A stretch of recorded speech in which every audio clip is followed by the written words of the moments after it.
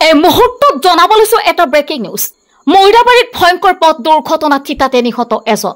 মৈৰাবাৰীৰ লেৰুৱাৰ মুখত অবৈধভাৱে গছ আৰু কাঠৰ টুকুৰা কঢ়িয়াই অনা এখন টাটা মোবাইলে মহতিয়াই থিতাতে নিহত কৰে এজনক।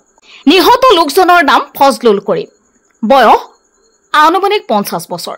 AS02E9194 নম্বৰৰ গাড়ীখনেৰে দুৰ্ঘটনা সংঘটিত কৰি পলায়ন গাড়ী চালকৰ।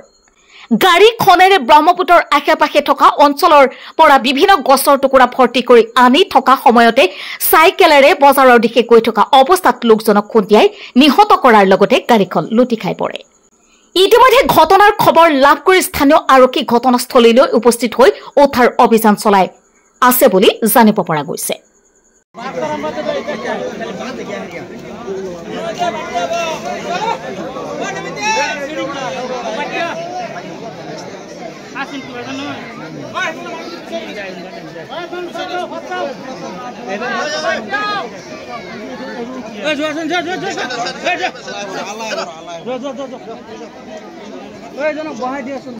মাতাউৰিৰ ওপৰেদি পশ্চিম ফালৰ পৰা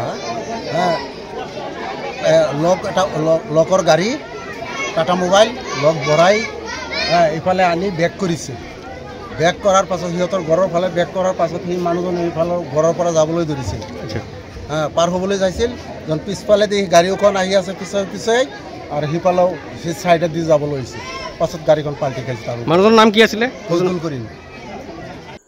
নিউজ 6 ৰিপৰ্ট, ডেইলি 24।